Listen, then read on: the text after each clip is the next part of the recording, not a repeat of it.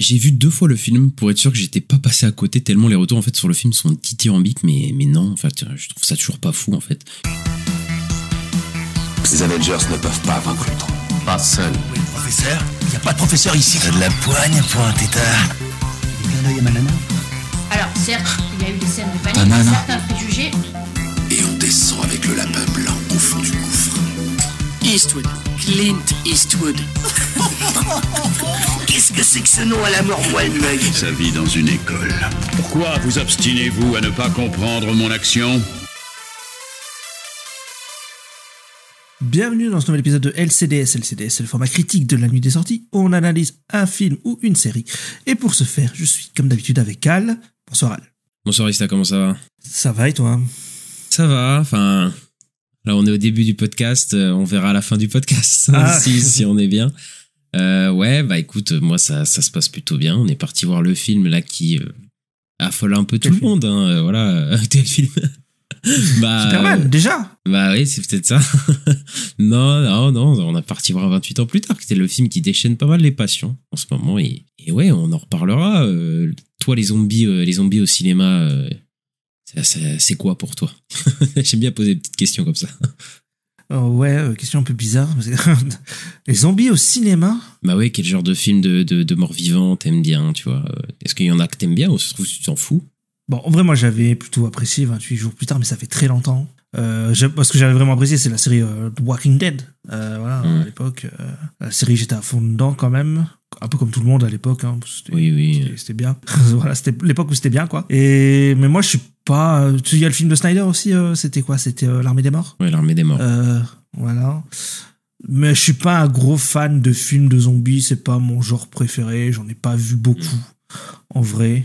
Après, si, je crois que t'aimes bien Shaun of the Dead quand même. Bon, c'est un truc humoristique aussi, hein, mais t'aimes bien Shaun of the Dead, il me semble. Ouais, mais je l'ai vu une fois, j'ai jamais revu. Ça fait longtemps. Okay, bon, bah merde, j'ai raté mon coup. Ouais, non, ouais, non, je sais pas, c'est pas ce qui me parle le plus, les zombies, voilà. Même, il y avait eu l'extension Red Dead Zombie, je l'avais pas acheté. À l'époque, tu vois. Donc, c'est pas un truc qui me parle plus que ça, je trouve que ça tourne un peu en rond, mais dans les jeux vidéo même c'était rigolo. Il y a eu une mode à un moment zombie à l'époque de Walking Dead, quoi, tout ça, mais ouais, c'est pas une mode qui m'a parlé de fou, je t'avoue. Voilà, donc zombie, c'est sympa, voilà, c'est dégueulasse, c'est marrant, mais ça va pas plus loin. Ouais, bah un peu pareil, même s'il y a des films de zombies que j'aime bien. Bah, j'aime bien Shaun of the Dead, 28 jours plus tard, j'aime bien aussi. Voilà, L'Armée des Morts, j'avais bien aimé. Rec aussi, j'aime plutôt pas mal. Après, nous, on s'est tapé une chier de films de zombies de notre génération à peu près, parce que dans les années 2000, voilà, il y a plein de films post 28 jours plus tard, justement, qui ont été plus ou moins réussites, quoi. Voilà, jusqu'à Zombieland 2. Qui me traumatise encore, Zombieland 2, par sa nullité. Et moi, j'avais pas aimé du tout World War Z, j'avais détesté. Oh putain, là, tu vois, tu me rappelles des PTSD de trucs. Voilà. Ouais, bon, voilà, mais après, bon, c'est vrai que c'est pas un truc que je me dis pas, putain, j'ai un film, c'est dans mon top film, c'est un film de zombies, c'est vrai. Parce que les zombies, ça me fait pas forcément peur, en fait, les zombies de base. Tu vois, en fait, c'est pas un truc, c'est pas une peur que j'ai vraiment. Maintenant, aujourd'hui, on va parler de 28 ans plus tard, réalisé par Danny Boyle et scénarisé par Alex Garland, donc ceux qui étaient à l'œuvre sur le premier film. Danny Boyle, toi, quel est ton rapport tu as avec lui, puisque toi t'es un peu contemporain de Danny Boyle, puisque quand t'étais jeune, il a émergé en fait à la fin des années 90, début 2000, donc je pense que t'as un peu vu son cinéma un peu aussi, quoi. Ça t'a peut-être un peu marqué. Ouais, moi je trouve qu'il est quand même assez important dans le milieu du cinéma. Moi, Slumdog Millionnaire, ça avait été un énorme phénomène, hein, quand c'était sorti. Tout le monde en parlait et tout. Je crois que ça a fait un assez gros carton et tout. En tout cas, je me souviens que ça en parlait beaucoup autour de moi. C'est le réal qui a lancé un peu la carrière d'Ewan McGregor. Donc bon, j'ai un peu de la sympathie pour ce monsieur, voilà. Parce que j'aime beaucoup Ewan McGregor et Trainspotting, c'était bien. Il a même fait des films avant lui, avec Ewan McGregor. Et Petit meurtre entre amis. Ouais, qui est très sympa, que j'avais regardé, j'avais rattrapé et que j'avais trouvé ça très sympa. En fait, Danny Boyle, j'aime plutôt bien ce qu'il fait. Il y a ce truc un peu à l'anglaise, je sais pas comment dire, mais c'est un peu noir à l'anglaise. Ouais, comédie noire, c'est Petit meurtre entre amis, c'est un peu ça. Hein. Ouais, complètement. Donc c'est un cinéma très anglais, Trainspotting aussi, hein, à mort, voilà. Même dans les décors et tout, parce que ça se passe en Angleterre et 28 jours plus tard aussi. Et ouais, je pense que c'est quand même un réal important, parce qu'il a fait beaucoup de films qui ont marqué, ouais, bah, comme t'as dit, l'époque un peu des années 2000, avec c'était Sunshine, je crois, avec Chris Evans et Cillian Murphy. Il y avait, bah, j'avais dit Slumdog Millionaire, Trainspotting. Il y a eu beaucoup de films assez marquants quand même de ce monsieur. Après, dans les années 2010, je crois que c'est un peu plus compliqué. Et puis même La Plage, je crois que c'est un peu bizarre comme film. Je sais que ça avait un peu divisé, mais je l'ai jamais vu. Mais je pense que c'est quand même quelqu'un d'assez important et qui a quand même, c'est un auteur, quoi. C'est quand même quelqu'un qui est intéressant, je trouve. Ouais, bah, en fait, Danny Boyle, c'est un producteur, en fait, à la base. Il a pas commencé si jeune que ça, je crois. Les films, à la base, il produisait des séries télé, etc., des trucs comme ça. Et je trouve que ça se sent, parce qu'en fait, je trouve que c'est quelqu'un qui a la notion de l'argent, en fait, quand même dans ses films, quoi, et je trouve qu'il peut faire passer à peu près n'importe quel film pour un peu plus cher qu'il n'y paraît, quoi. Et puis c'est quelqu'un d'hyper productif, hein, comme réalisateur, hein. En une vingtaine, 25 ans, je crois, enfin peut-être plus 30 ans, il a fait je sais pas combien de films, quoi. Il en a fait énormément. Et il est très éclectique, comme on dit, hein. C'est-à-dire qu'il a plein de genres différents. Tu parlais de comédie noire, mais aussi thriller. Il a fait du biopic, il a fait une film de zombies. Il a fait plein de films, quoi, en fait, de différents, quoi. Plein de genres différents, ouais. C'est ça. Donc il touche un peu à tout. Et moi, je trouve que dans sa carrière, il y a à boire et à manger, comme on dit. C'est-à-dire que je trouve qu'il y a un début de carrière pas trop mal aussi. Moi, j'aime plutôt bien Petit meurtre entre amis, malgré ses défauts, mais en tant que premier film, je trouve vraiment c'est sympa. Après, voilà, 28 jours plus tard, Trainspotting, je trouve que c'est plutôt intéressant. Mais après, je trouve que ça se perd. Enfin, voilà, c'est beaucoup plus, beaucoup plus. Blockbuster, peut-être, ouais, c'est vrai. Pas forcément. Il a fait des films plus intimes, mais je trouve qu'il se perd un peu, quoi, en fait, parce qu'en fait, c'est quelqu'un qui a un style très marqué, en fait, hein, Danny Boyle. Voilà, ses films, on les reconnaît direct parce c'est quelqu'un qui a un style très clipesque, très publicitaire, comme on aime bien dire, quoi. Il multiplie les effets. Il y a beaucoup de mouvements, de plans débulés, de courtes focales, le montage est très épileptique. Voilà, il y a un peu tous ces effets-là qui, je trouve, pouvaient avoir un sens au début de sa carrière, parce qu'il a vraiment une volonté de viscéralité, en fait, via le son et l'image, quoi. En fait, il aime bien, c'est pour ça qu'il pousse beaucoup ses effets, pour qu'on ressente les choses que les personnages subissent ou font, etc. Et je trouve que ça pouvait avoir un sens au début, dans 28 jours plus tard, dans Trainspotting aussi, et je trouve que il a toujours eu un peu ce côté gratuit, mais je trouve que ça s'est accentué, quoi, avec le temps. Et c'est devenu très vite insupportable. Moi, quand j'ai découvert sa filmo, Sunshine, par exemple, la dernière partie du film, elle est vraiment insupportable d'effets. Je trouve que vraiment, il fait, en fait, il sursignifie, enfin, constamment avec plein d'effets. Et ça me sort complètement du film, quoi, pour le coup. Donc, ouais, il y a des films que je trouve un peu moins bons, surtout dans sa deuxième partie de carrière, parce que moi, le premier film que j'ai vu de lui, ça devait être Slumdog Millionaire quand j'étais jeune, etc. Je l'ai revu. Et ça a été un peu la douche froide, hein, Slumdog Millionaire, parce que ça donne une vision de l'Inde qui est pas terrible, je trouve. Ouais, mais il dit lui-même là qu'il vient de dire qu'il le referait pas parce que c'est de l'appropriation culturelle, etc. Ce qui est pas faux, hein, en vrai. Hein. Non, mais ça dépeint un Inde, enfin, il y a un côté misérabilisme au film qui est vraiment pas ouf. Et je trouve qu'il y a un côté un peu formaté aussi pour les Oscars, etc. Il a remporté l'Oscar, hein, à ce moment-là. Et puis il a fait des films que je trouve pas très intéressants, genre 127 heures, là, je l'ai revu. Et en fait, c'est pas un film qui est pas du tout intéressant du tout, en fait. J'avais plutôt aimé, moi, celui-là. Bah, moi aussi, mais je trouve qu'en fait, on se fait très vite chier, parce qu'en fait, le personnage principal est pas très intéressant. Ça marche une fois, quoi, mais. C'est ça, et le film est bourré d'effets aussi, à base de flashbacks, avec des saturations de l'image, etc., qui sont un peu insupportables, je trouve. Et par contre, ces films sont plutôt bien rythmés, je trouve, en général. Je m'ennuie jamais vraiment devant, et la BO est très importante. Dans ces films, même les plus mauvais, il attache beaucoup d'importance à ça, à la mettre en avant, quoi. Mais ouais, je trouve qu'il y a des films qui tiennent pas forcément la route. Souvent, il y a un début plutôt prometteur, et la dernière partie, elle est gâchée à l'image de Sunshine. Sunshine, c'est complètement ça. Ouais. C'est ça, quoi. Et dans son cinéma, en fait, on retrouve souvent des marginalisés, quoi, en fait, ou des personnes un peu déviantes, des gens qui vont tomber dans la phonie, des persos assez troubles, en fait, moralement. Donc voilà, il aime pas voire même mauvais, en fait, à certains moments, quoi. Donc c'est ça qu'il aime bien, quoi, les persos pas tout blancs, pour le coup. Mais voilà, c'est un peu mon rapport à Danny Boyle. Et le film est écrit par Alex Garland, dont j'avais beaucoup aimé, le Ex Machina, voilà, et que j'aime toujours, en fait, Ex Machina. Je trouve que c'est un film de SF qui réinvente pas la roue, mais qui est extrêmement bien réalisé, qui était plutôt bien fait, et après ça fait que descendre, malheureusement, Alex Garland, jusqu'à Annihilation, ça va, mais après Men, je trouve ça horrible, et Civil War, je trouve ça très très très mid aussi, donc bon, voilà, c'est assez compliqué, quoi. Enfin, en fait, le problème Civil War, c'est qu'on sait pas trop ce qu'il veut nous raconter, quoi. On dirait avec faire un film politique sans vraiment faire de la politique, quoi. Ouais, je sais pas, c'est bizarre. Moi, je pense surtout qu'il veut parler de rien du tout pour froisser personne, et du coup, en fait, il parle de Oui, rien, c'est ça. quoi, en fait, dans le film, quoi. En fait, c'est un peu dommage, quoi. Et donc, du coup, le duo, bah, ils ont fait quoi? Bah, ils ont fait 28 jours plus tard, à l'époque. Alors, moi, 28 jours plus tard, je l'avais vu, mais j'avais pas trop de souvenirs. J'avais juste certaines images en tête, bah, qui m'ont forcément marqué. Et là, je l'ai revu. Je l'ai revu au cinéma, en plus, donc c'était plutôt cool. Ah, bien. Et, bah, en fait, c'est le film de zombies zombies, excusez-moi, parce que les gens veulent dire c'est pas des zombies, c'est des infectés. Oui, bon, on sait, d'accord, merci. Dans cet épisode, on va sûrement dire zombies plusieurs fois, alors que c'est des infectés. Voilà, on a compris, les zombies, c'est les gens, c'est les morts vivants, ils sont morts, ils sont revenus à vie. Alors que des infectés, c'est genre infectés, voilà, merci.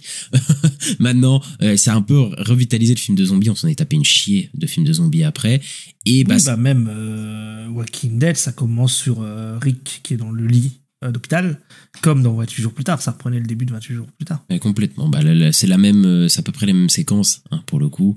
Oui, Cillian Murphy qui se réveille après l'infection, et on a ces plans sur les rues vides, en fait, les rues complètement vides de Londres, ce qui est assez impressionnant, j'avoue, quand même en revoyant le film, où Londres est un peu filmé avec des plans débulés, là, pour le coup, mais ça donne vraiment un sentiment Après, de on malaise. l'a vécu ça avec le Covid. Bah oui, mais on l'a vécu après la sortie du film. Bah, c'est vrai que c'est marrant de revoir le film après tout ça, c'est vrai. Mais c'est vrai que le voir Cillian Murphy isolé dans l'immensité de la ville, avec cette musique qui est absolument géniale et qui a été reprise absolument partout de ce truc-là. Mais enfin, je trouve que la première partie du film est vraiment, vraiment super, en fait, de 28 jours plus tard. Même les deux tiers, en fait, même la rencontre avec Brendan Gleeson, etc., les différents personnages qu'il rencontre.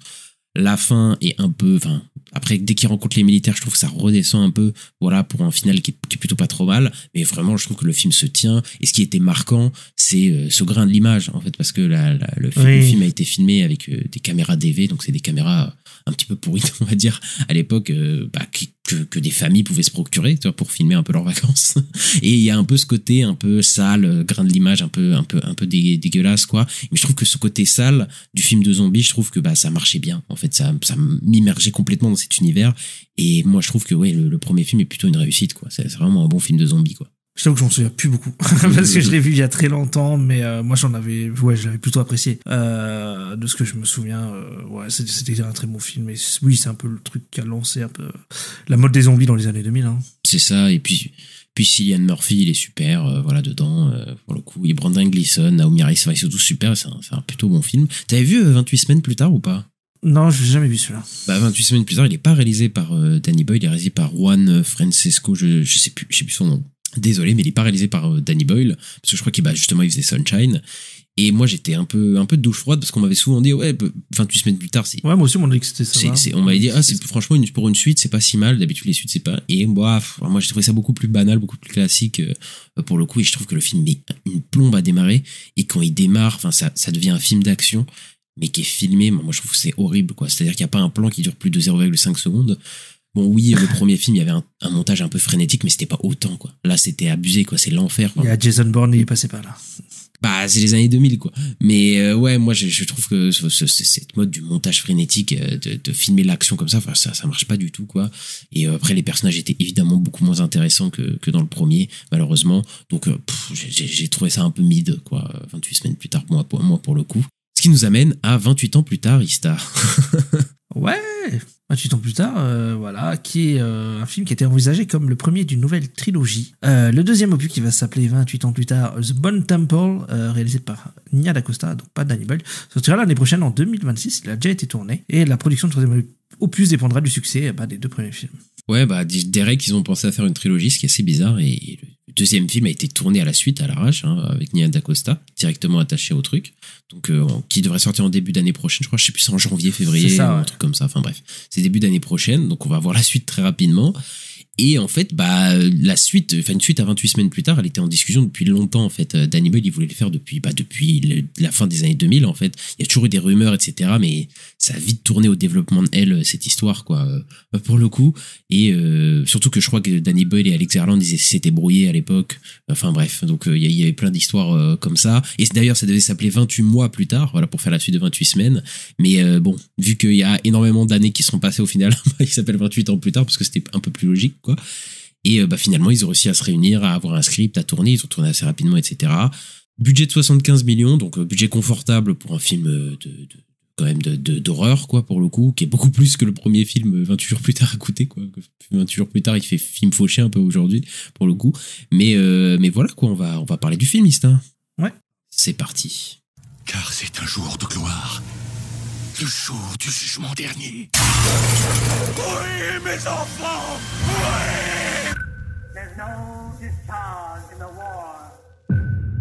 Voilà près de 30 ans qu'un virus transformant les gens en morts-vivants s'est échappé d'un laboratoire d'armement biologique, alors qu'une petite communauté de survivants s'est installée sur une île pour échapper à la contamination qui ravage le continent. Une mère de famille souffre d'un autre mal. Jodie Comer, Aaron Taylor Johnson, Ralph Fiennes, Alfie Williams et Jack O'Connell. Il faut pas cligner des yeux. Ista, je vais te poser la traditionnelle question. Qu'est-ce que tu as pensé rapidement, sommairement, du film 28 ans plus tard de Danny Boyle?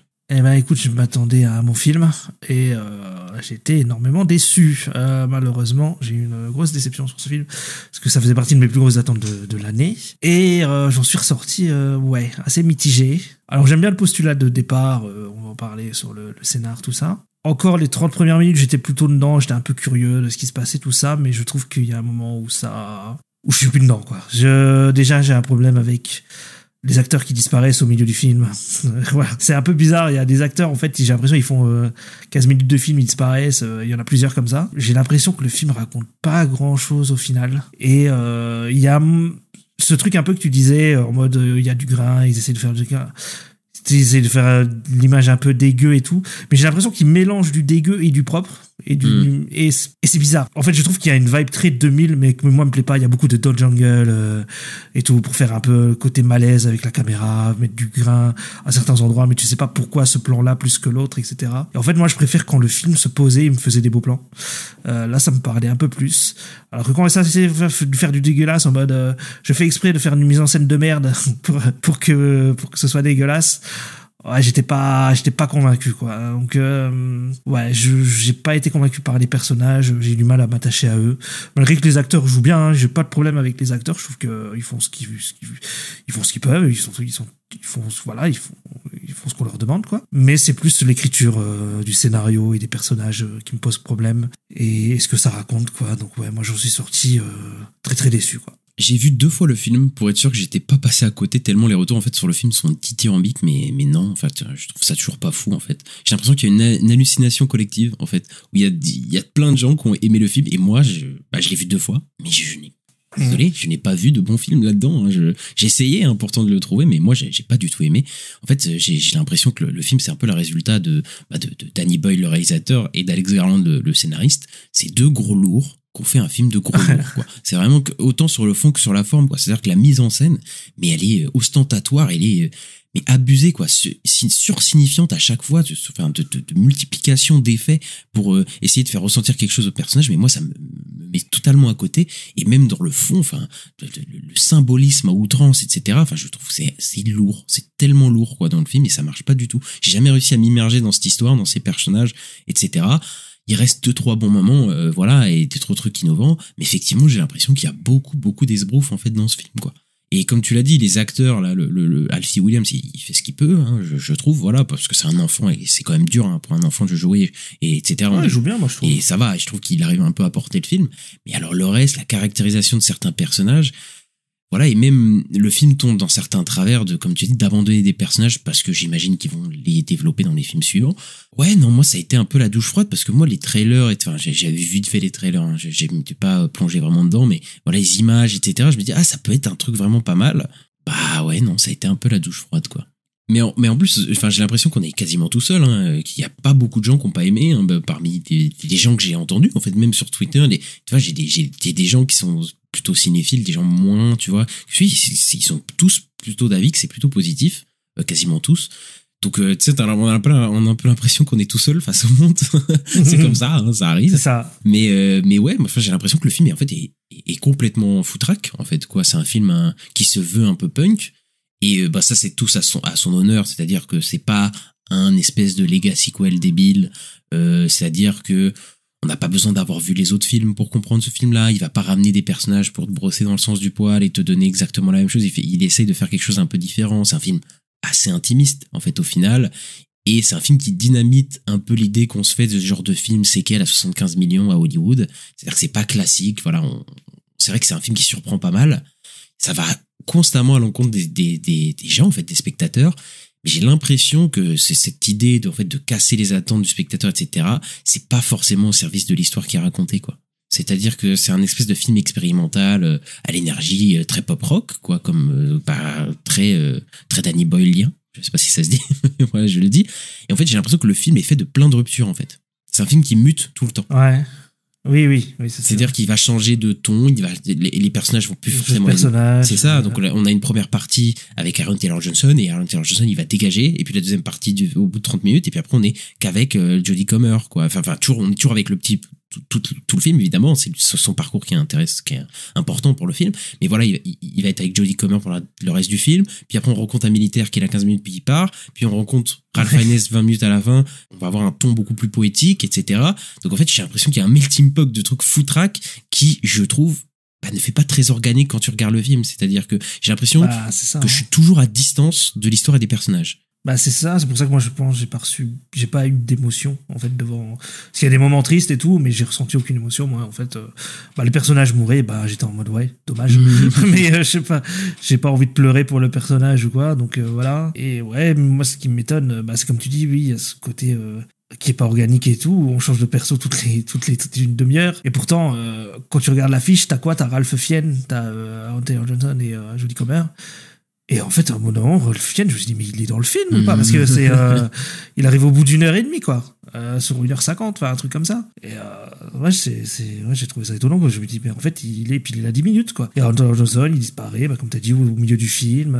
Et il y a ce côté un peu, comme on avait un peu critiqué sur Across the Spider-Verse, où ça faisait un peu film première partie, où on mettait en place des choses et on fermait rien derrière, quoi. Et il y a un peu ce truc-là, quoi.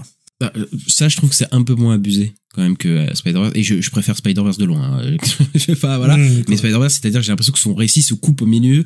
Là, il y a un parcours d'un personnage qui est quand même accompli, c'est-à-dire qu'on a le parcours du personnage principal qui est accompli. C'est juste que tous les autres persos qui gravitent autour, j'ai l'impression, sont sous-exploités, à part Jodie Comer.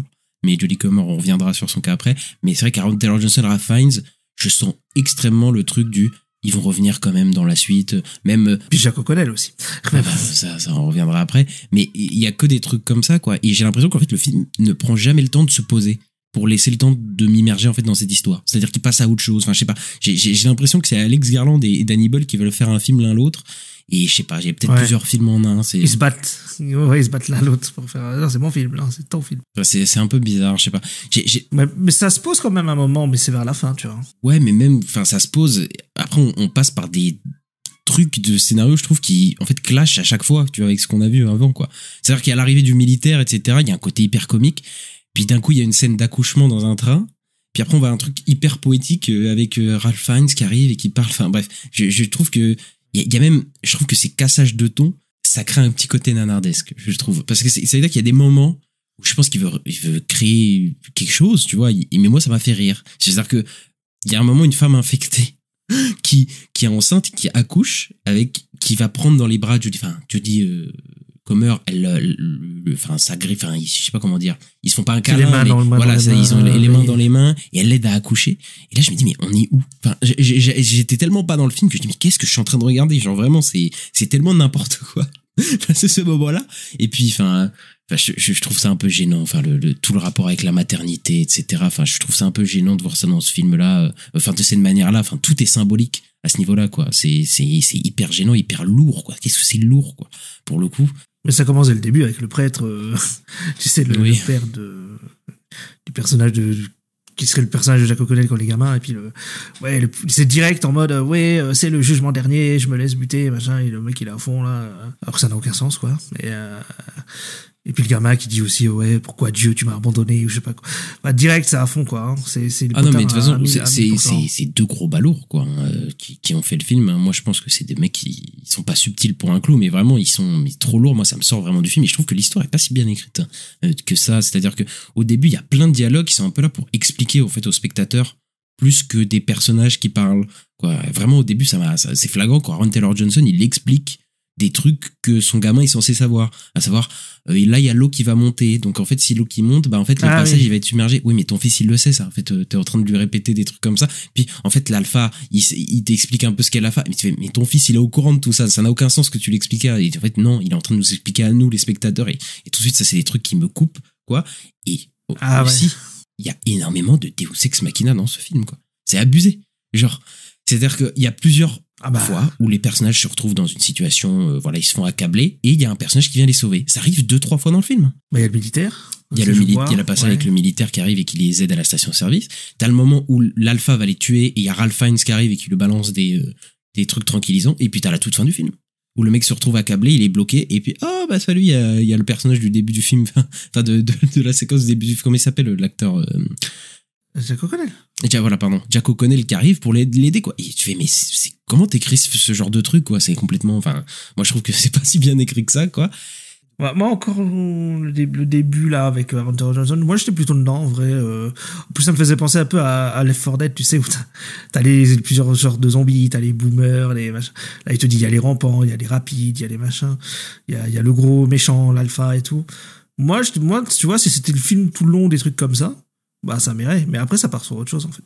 Ouais, bah c'est très The Last of Us ça, hein, d'avoir ces nouveaux types de zombies, voilà, c'est très c'est très dans la mouvance des nouveaux trucs de zombies quoi.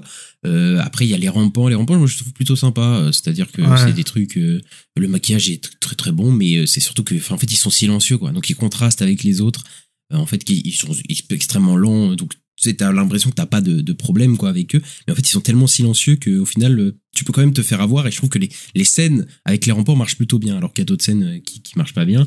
Et l'alpha on va revenir très vite sur lui, mais en fait j'ai l'impression il y a un peu cette envie d'enrichir le lore, tu vois, en créant des boss de JV quoi. Et c'est marrant parce que le film se veut un peu plus intimiste, mais en fait il se veut aussi plus spectaculaire en faisant des nouveaux zombies etc quoi. Mais je trouve ça assez lourd et superficiel en fait au final. Je trouve que en fait c'est marrant, il y a beaucoup plus de zombies de différents, ils sont censés être beaucoup plus dangereux, mais en fait je les trouve beaucoup moins effrayants que le premier film en fait, parce que je préfère que l'horreur organique du premier film quoi, qui marchait beaucoup mieux quoi. Après là tu peux te dire ça fait longtemps qu'ils vivent dans cet univers là, ils savent se défendre etc quoi. Ouais, mais même ça, enfin moi j'ai pas de problème, parce que ça ces idées là de mutation, je trouve que ça va complètement à l'encontre de ce que disaient les autres films en fait, hein, parce que ça n'a jamais été introduit, surtout que on te disait clairement que les infectés ils mourraient de faim, c'est qu'à un moment ils allaient mourir. Ah ouais, quoi. je sais plus. Dans le premier film on te disait ça, et là on te dit 28 ans plus tard qu'il y a des infectés alpha et puis d'autres qui, enfin c'est très bizarre, mais moi encore ça me dérange pas que tu changes un peu la mythologie pour adapter ton film à quelque chose quoi, mais pour ce que ça met en avant, bah on va y venir tout de suite, mais en fait le film, faut parler de quoi il parle déjà. C'est-à-dire que je sais pas. Mais non, mais en fait il y a cette idée en fait de vouloir réduire l'écart entre l'être humain et le mort-vivant. C'est quelque chose qui apparaît dans beaucoup de films de zombies. The Walking Dead, c'est ça. C'est-à-dire que en fait, au final, qui sont les plus animales, les humains, les humains qui se rapprochent au final beaucoup des morts-vivants. C'est un truc qui est très prégnant dans beaucoup de films de zombies. Donc on retrouve ça encore ici. Donc ça, je trouve pas ça très original. Mais en fait, il y a un peu cette impression d'une guerre en fait entre deux camps. C'est ça que vraiment le film essaye de vraiment gérer quoi. C'est-à-dire qu'il y a énormément de parallèles entre les deux camps quoi. Et il y a même cette fusion en fait entre les deux camps, entre le fait que le personnage d'Aaron Taylor Johnson, parce que le film parle de masculinité toxique, voilà, c'est un des thèmes d'Alex Garland, bon Danny Boyle aussi, mais d'Alex Garland il a fait un film qui s'appelle Men qui est pas très bien, mais qui parle clairement de ça quoi, mais qui en fait se complaît dans cette violence là en fait d'aller chasser et tout. Il aime bien en fait ça. Il y a des espèces de traditions dans ce village qui sont très comme ça quoi. Et de l'autre côté en fait on a ces alphas. Alors les alphas c'est les nouveaux zombies infectés voilà qu'ils ont mis, qui sont censés contrôler les masses, qui sont beaucoup plus résistants etc. Et en fait ces alphas ils ressemblent trait pour trait en tout cas à Aaron Taylor Johnson, la barbe, les cheveux longs etc. Et ils essaient du coup de dresser un parallèle là-dessus sur une espèce de masculinité toxique. En gros, le personnage principal d'Alfie Williams, le jeune, a un parcours initiatique en fait où il va s'éloigner des traditions de son village, de son père en fait qui veut le complaire dans la violence. Lui, il est pas du tout dans ces trucs-là. Lui, ça lui intéresse pas. Il veut aider sa mère et tout ça. Donc, il va un peu s'émanciper de ça. Et en fait, les alphas, déjà, c'est un nom qui est donné par beaucoup de masculinistes. Hein, ça existe beaucoup de homme alpha, etc. C'est un vocabulaire qui est très utilisé par ces trucs-là. Il y a littéralement une phrase où on te dit quand même ils sont un peu dopés par les stéroïdes. En fait, c'est un peu cet effet-là en fait, l'infection. Et évidemment, alors là, le maître de la subtilité pour Alex Garland et Danny Boyle, évidemment, des gros zizi, voilà, filmés en contre-plongée parce que c'est subtil. Donc voilà, les alphas ils ont des énormes zizi. Voilà. Est-ce que tu peux pas faire plus lourd que ces deux gros balourds? Moi, c'est vraiment ça qui me gêne en fait dans le film. C'est-à-dire que tout est lourd. Mais lourd. Que ce soit les symboliques, toute la mise en scène, le fond, tout est lourd, quoi. Et moi, j'ai pas de problème à ce que le film parle de ça. C'est comment il parle de ça, en fait. C'est ça qui me dérange. Et c'était le même problème que j'avais avec Men. Oui, en fait, Men, il avait une idée. C'est-à-dire que il y a il y a cette femme qui va voir tous ces hommes et tous ces hommes, ils ont la même tête. Voilà. Ils ont tous la même tête. Et c'est sa seule idée. Et en fait, le film ne parle de rien d'autre. Merci la subtilité, Alex Garland. Merci beaucoup, quoi.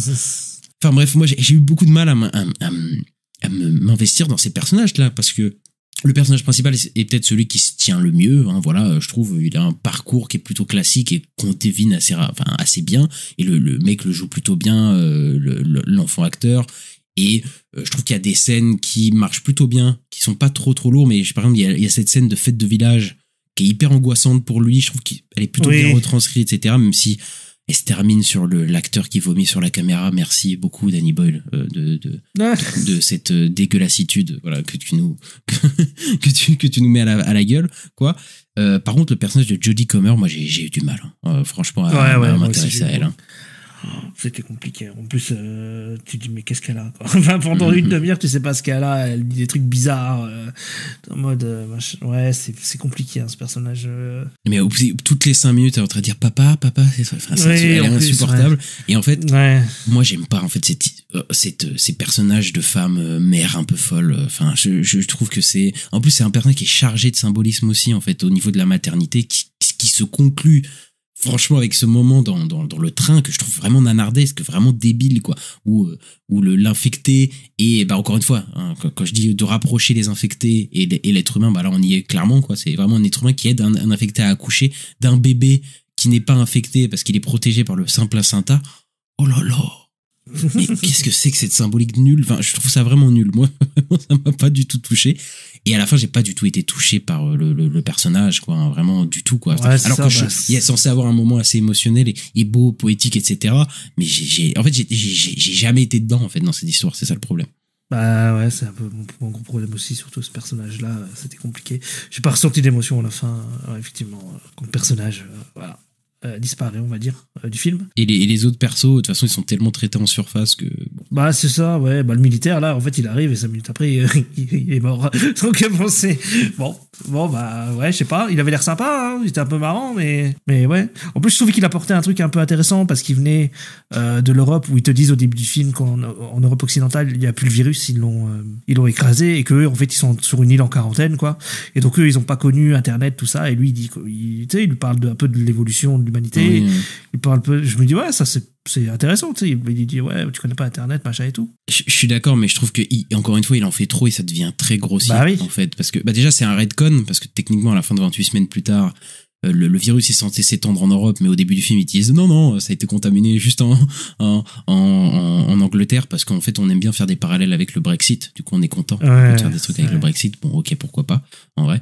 Mais en fait, ce personnage militaire, il apporte un peu d'humour et un décalage, tu vois, et pourquoi pas. Sauf qu'en fait, il est obligé de rajouter des trucs que je trouve un peu débile, quoi. C'est-à-dire, en fait, t'as ce groupe d'êtres humains qui est, du coup, qui est cloîtré depuis 28 ans, et du coup, ils sont vraiment connectés à la nature, et lui, il est dans un délire très superficiel, en fait, avec son téléphone portable, et alors, truc un peu misogyne, je trouve, sa copine, qui a les lèvres refaites, et donc, du coup, pourquoi les lèvres refaites, on fait des blagues dessus?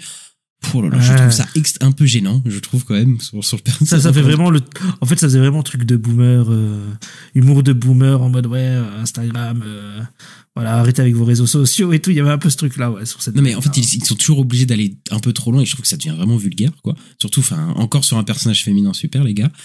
Et ouais, enfin, il y a plein de personnes. Aaron Taylor Johnson, moi, je trouve que son personnage était plutôt intéressant parce que je le trouvais pas tout noir, en fait. Parce que je pense que le film parle de masculinité toxique, mais je trouve pas qu'il était tout noir, en fait, ce personnage-là. C'est-à-dire que il essaye quand même d'être un bon père pour son fils. C'est juste que, voilà, c'est sa manière de faire, quoi. Après, il abandonne sa femme, etc. Mais je trouvais qu'il y a un truc assez gris. Et en fait, non, il disparaît du récit parce que, il reviendra dans la suite, en fait. Il reviendra dans la suite, et puis il ira chercher son fils, et puis il y aura une histoire de je sais pas quoi. Et Ralph Fiennes, qui est peut-être le meilleur perso du film, en fait, effectivement. Bon, il est là 20 minutes à la fin. Enfin, je trouve que c'est, il est très expédié, son perso, malheureusement, il est un peu sous-exploité, quoi. Et bon, il revient. Et je crois j'ai vu le casting de la suite, il sera à la suite. Donc, il sera là, bon tempo, voilà, il fera ces trucs un peu mystiques. Et pour le coup, là, je trouve que Ralph Fiennes, il est vraiment bon, hein. Par contre, pour dire c'est un super acteur, hein, c'est qu'il est vraiment, il a un truc mystique direct, tu vois, avec ce côté tout jaune et tout, là, en mode Simpson, là, parce qu'il se met des yachts dessus, je trouve que ça marche plutôt bien, quoi. Mais moi, là où j'ai un problème avec, je trouve qu'il y a de l'incohérence. On parle qu'ils vivent en communauté et tout, et les mecs, ils ont pas de médecin. Enfin, ça me paraît louche. Après, pour le coup, je sais pas, tu vois, je me dis, peut-être dans cette situation, c'est possible, hein, tu sais que t'es pas trouvé de médecin, quoi, tous les médecins soient morts, bon, après, c'est malheureusement pas de chance. Ouais, mais c'est pas d'en former, ou je sais pas, ou trouver des manuscrits, enfin, je sais pas, enfin. Après, tu sais, il y a des trucs, vu qu'ils sont isolés sur leur petite île un peu nulle et tout, c'est compliqué. Ouais, mais tu vois ce qu'ils racontent quand ils voient le mec, quand ils disent ils l'ont vu, il a fait coucou, ils ont peur, ils se sont barrés. Non, mais ça, je peux comprendre, là, pour le coup. Parce que, attends, le mec, il est là, il empile des cadavres, il est chelou, il est tout en jaune et tout. Il se dit, ok, il est un peu chelou, ce mec-là. On va pas rester avec lui. Ok, mais il est médecin, mais bon, on va peut-être pas. Il est un peu bizarre. Je peux comprendre que le mec est un peu chelou, quoi, pour le coup, quoi. Ouais, mais s'ils ont pas de médecin, moi, je sais pas, t'es en mode survie, tu t'essayes d'aller le parler, je sais pas, enfin, moi, après, moi, je me dis, je sais pas dans cette situation ce que je ferais. Donc, je sais pas, et en plus, cette communauté, elle a l'air très repliée sur elle-même aussi, hein, ça, c'est très appuyé. T'as compris le Brexit, voilà. Donc, ils sont très repliés sur eux-mêmes, donc, en fait, qui parlent pas à d'autres gens, moi, ça me choque pas, quoi. Non, mais c'est pas que je veux dire, il y a bien des gens qui tombent malades, il leur faut bien un médecin, quoi. Enfin, je sais pas. Après, je pense que les gens qui tombent malades, c'est FF, hein. Si ça se passe pas, oui, c'est ça, hein. Après, c'est ça aussi le personnage de Jodie Comer, hein, qui est peut-être une maladie qui aurait pu être diagnostiquée bien plus tôt, oui, pour l'aider. Et tout, ouais, et puis en fait, voilà, ils peuvent rien faire dans le monde où ils sont, et eux, parce que c'est trop tard. Ils sont dans la merde, quoi.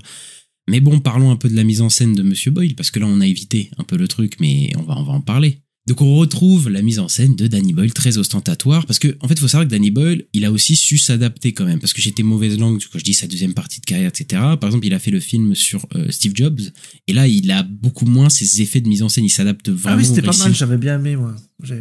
Ça va, j'ai trouvé que c'était pas horrible pour le coup, parce que en fait, il y a les dialogues d'Aaron Sorkin qui a écrit le film, celui qui a écrit. Voilà, mais Fassbender, il jouait vraiment en mode connard et tout, donc je trouvais que c'était. Ah oui, c'est ça, que le biopic est pas édulcoré, c'est vrai.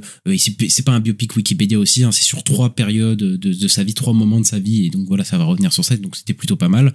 Après, je trouve que le film tourne un peu en rond à un moment, mais je trouve que c'était plutôt bien fait aussi, je trouve que c'était pas horrible. Mais voilà, là, on retrouve trop son esthétique publicitaire, et en fait, il met tous ses tics, quoi. Mais appuyé à un truc de malade, quoi. C'est-à-dire que c'est peut-être un de ses films où il a mis le plus d'effets, quoi, au possible, quoi. C'est-à-dire que, et moi, je suis désolé, mais je trouve son montage et ses effets insupportables. Mais insupportable. C'est-à-dire qu'il met tous les effets possibles, quoi. À un moment, ça ne veut plus rien dire. Et je sais pas comment certains vont justifier certains trucs, mais il y a très peu de plans fixes, il y a que des mouvements, des plans démulés, un montage frénétique. À ce moment, il y a pas plus d'une image. Parce qu'elle à toute fin, quand même, mais au début, et le montage de certaines images, c'est abusé. Le bruitage omniprésent, la musique est omniprésente tout le temps, des images saturées, il t'incruste des images de guerre, de zombies avec des images rouges, de partout. Enfin, il en met partout, c'est dégueulasse. La focale qui modifie. Il utilise tout au possible. C'est tout ce que j'aime pas chez lui qui est poussé à l'extrême, quoi. C'est-à-dire des effets tape à l'œil de partout et ça me sort complètement du film, quoi. Ouais, il y a les... Quand tu vois des séquences où les zombies c'est tout rouge et ils butent des gens, tu sais pas pourquoi ils te montrent ça d'un coup. En plus c'est en parallèle avec le personnage d'Aaron Taylor Johnson qui se balade avec son fils, mais c'est en parallèle, je sais pas, pour te faire flipper ou je sais pas trop, mais c'était bizarre. Mais en fait, tout est appuyé et surappuyé. En fait, ça me dérange vraiment, quoi. Et moi, je peux pas, en fait, être dans l'univers. En fait, je pense que il y a un côté volontaire, évidemment, mais je trouve ça vraiment contre-productif de faire ça parce que je ne peux jamais me poser et m'immerger dans cet univers post-apo bizarre. C'est-à-dire que, comme tu l'as dit, la première partie du film où c'est juste Aaron Taylor Johnson et son fils qui sortent de leur camp et qui partent et on t'incruste des images. Donc, évidemment, les images saturées des zombies rouges, mais aussi les images de l'armée, des images de Moyen-Âge. Enfin, on dirait que j'ai pas compris, c'est des images. On dirait que c'est un film, c'est pas un film connu ou un truc comme ça? Je crois pas, mais en tout cas, c'est des images, peut-être, hein, mais en tout cas, c'est des images clairement de guerre, quoi, en fait, qui sont mis, quoi, et avec aussi une image très militaire, etc. Et une fois, 2 fois, 3 fois, 4 fois, 6 fois, 10 fois, 11 fois, j'en pouvais plus. En fait, je me dis, mais c'est bon, stop, quoi. Et avec des bruitages et la musique, tu sais, la tac, tac, tac, tac, tac, là, qui t'en peux plus, quoi. Je trouve qu'il y a un travail du son. Je pense que il veut avoir un côté assez viscéral, mais moi, ça me dérange énormément, quoi. Je trouve ça non nécessaire. Et vraiment, je n'arrive pas à m'immerger dans ce truc post-apo, quoi. Et ouais, je suis toujours à distance de toutes les séquences et ouais, moi, ça m'a empêché d'être pris par l'histoire et les personnages, hein, l'histoire que je trouve pas très bien faite, mais encore s'il y avait une mise en scène qui me permettait de vraiment m'immerger dedans, je pense que ça aurait pu aller, quoi. Et c'est marrant parce que je parle de la musique, elle est omniprésente, il y a tout le temps de la musique, il y a pas un thème marquant du film. Ouais, ce que j'allais dire, je me souviens pas de la musique. Et c'est très étrange, hein, parce que le premier film, mais vraiment la musique du premier film, elle est toute simple, mais elle est tellement oppressante, elle marche super bien. Enfin, vraiment, tu t'en souviens. Là, je me souviens pas du musique du film. Pourtant, c'est fait par, alors là, je suis désolé pour le nom, mais Gunnar Dottir, celle qui a fait la musique de Joker, je crois, récemment, et je sais plus, elle a fait un autre truc que j'avais bien aimé.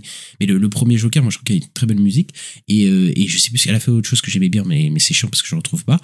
Mais enfin, j'ai pas du tout réussi à, enfin, je trouve pas que la musique, elle a réussi à retranscrire une ambiance qui m'immergeait vraiment dedans, quoi. Ouais, non, mais je suis d'accord. Moi aussi, je sais pas de citer un morceau ou de ressortir une mélodie de ma tête, pas du tout. Et puis, ouais, effectivement, la mise en scène est très lourde, hein, en fait, ça va avec ce que tu disais que le film est très lourd. C'est exactement ça, mais sur la mise en scène et ouais, même si des fois ça se calme un peu, mais après ça repart. Et puis même quand ils veulent te faire comprendre que le personnage comment elle s'appelle, de la mère est malade. Tu sais, ils te font des montages coupés en mode, tu sais, comme si il manque des images, je sais pas comment dire, mais tu sais, c'est un montage en mode, c'est chelou, quoi. Enfin, c'est.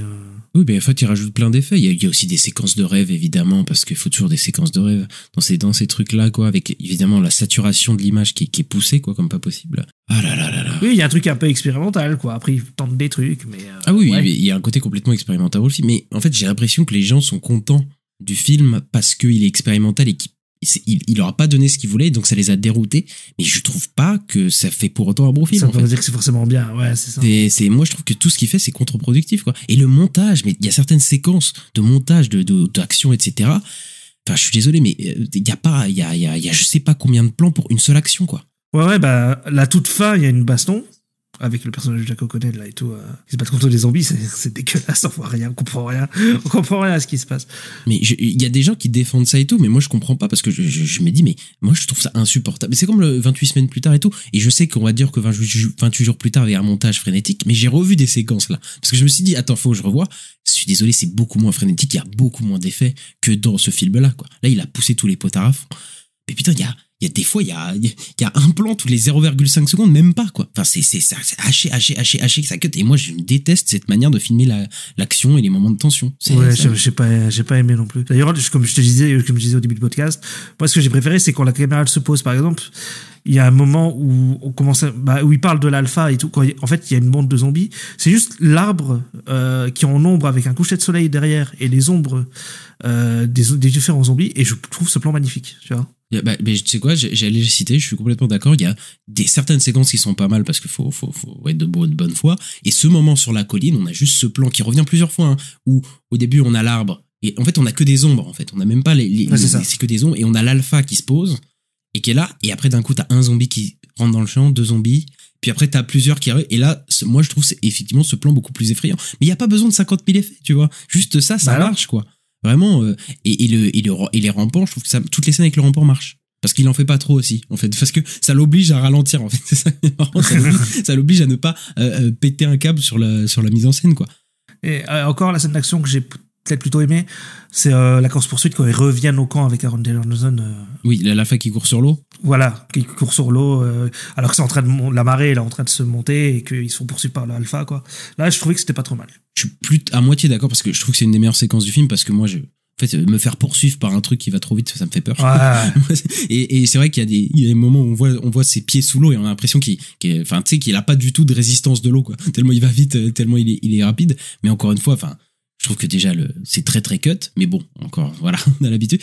Mais ça va, on comprend, tu vois. Mais moi, je trouve qu'il y a un problème d'effets spéciaux dans cette scène. C'est-à-dire que il y a cette nuit américaine un peu bizarre, je trouve qu'elle est pas réussie. Enfin, genre vraiment, il y a un problème à ce niveau-là, quoi. Après, c'est la très scène. bleuté. C'est très bleuté. Il y a un truc un peu poétique, moi j'avais l'impression. Un peu. Ah oui, non, mais complètement. Je veux dire, il y a des corbeaux qui arrivent et tout. Il y a une ambiance un peu fantastique, hein, quoi, pour le coup. Mais je trouve que la nuit américaine, en termes d'effets spéciaux, je trouve qu'elle est pas très réussie, quoi. Je trouve qu'elle est fond vert un peu spécial, quoi. Je trouve. Mais après, la scène fonctionne. Je suis d'accord. Moi, elle a fonctionné sur moi. Je trouve qu'elle a fonctionné, quoi. Clairement. C'est pour ça que moi je dis, j'ai l'impression vraiment les meilleurs passages sont quand même dans les 30 premières minutes du film et j'ai plus de mal après, quand même. Ouais, parce qu'après, ça part peut-être un peu en couillou. Mais après. Ouais. En fait, je trouve que c'est marrant parce que les scènes d'action sont pas si bien que ça et sont moins bien gérées que dans le premier. Mais en fait, je pense qu'il y a surtout aussi un problème, c'est que ce film sort peut-être 20 ans trop tard. Je me dis, parce que en fait là 28 ans.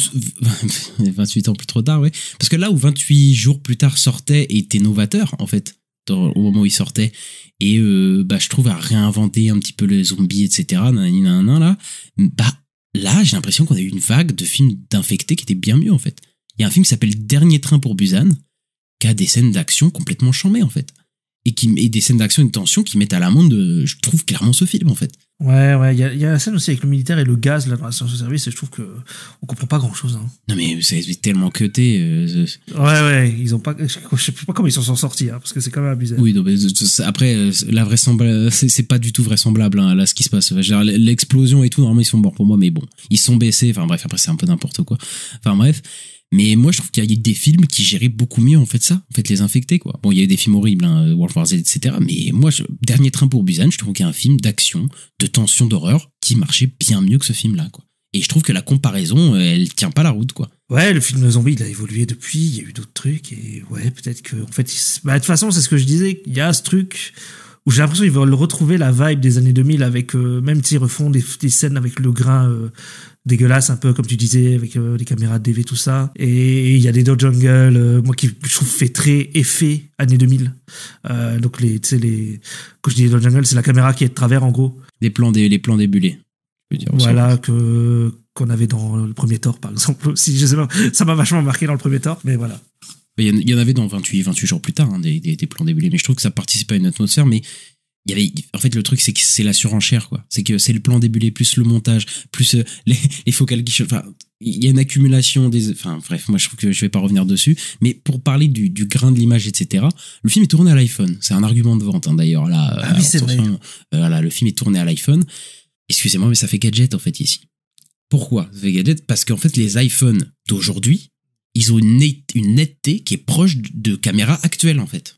Bah oui, ils sont numériques de toute façon. C'est ça. Et il y a beaucoup moins ce côté sale en fait qu'avait le premier film avec ces vieilles caméras DV. Quand tu regardes le film maintenant, enfin il y a vraiment un truc, je trouve qui est vraiment prégnant à l'image. Et je vois quasiment rien dans le découpage du film qui justifie d'utiliser l'iPhone en fait. Ils auraient pu utiliser des vraies caméras, ça aurait rien changé. Oui, juste il met son filtre un peu dégueulasse de temps en temps, c'est bien, mais en fait j'ai l'impression que c'est vraiment un peu gadget parce que le premier film avec cette caméra DV.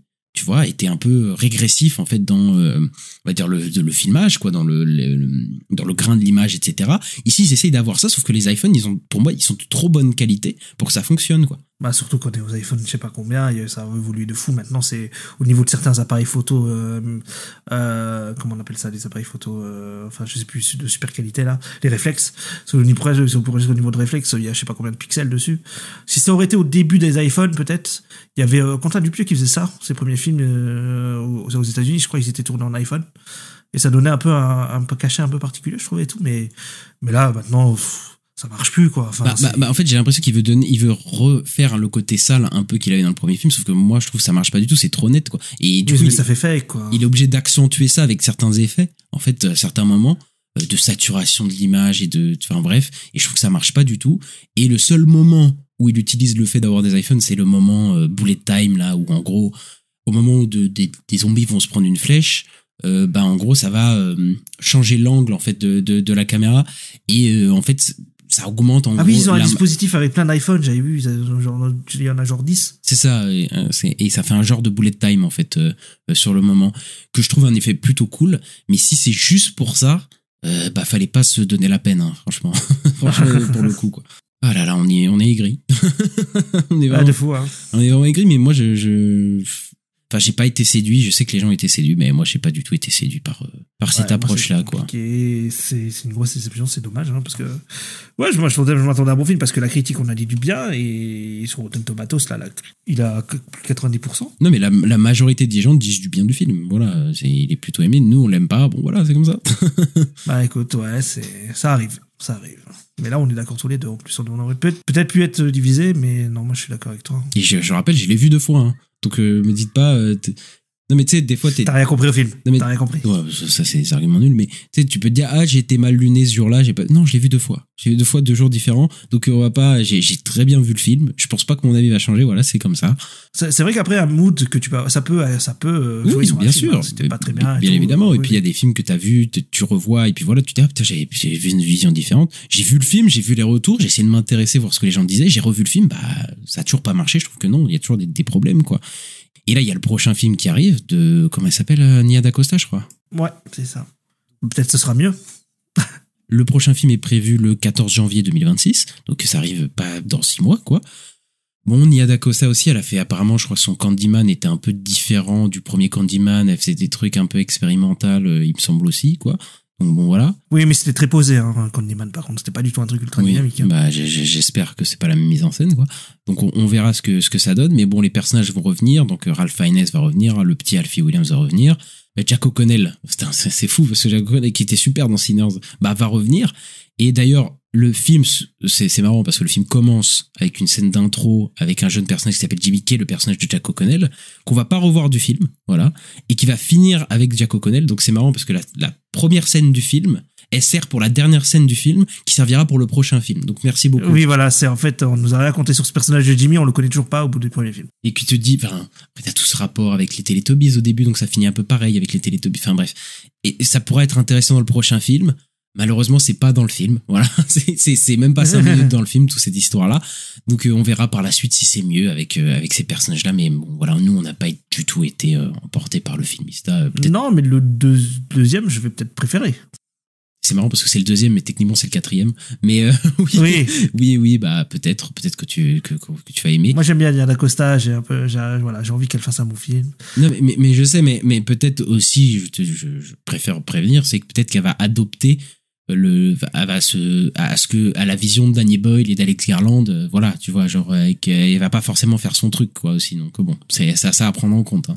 En tout cas, on en reparlera sûrement quand le film sortira, le deuxième film.